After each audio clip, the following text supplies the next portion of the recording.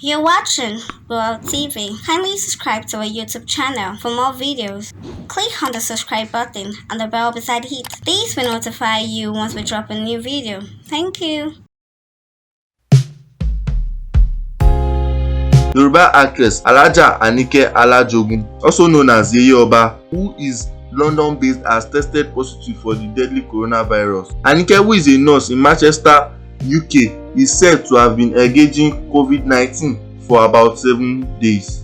Yoruba Movie Gist revealed that the hospital has been accepting loads of coronavirus patients, and this prompted a portion of the staff working in the emergency clinic to have contacted the deadly virus. Yeye Oba, who is unfortunately a victim, previously saw that her health was not in a good condition. She anyway took the coronavirus test and results came out positive. The actress has been put on compulsory 2-week self-isolation by 111.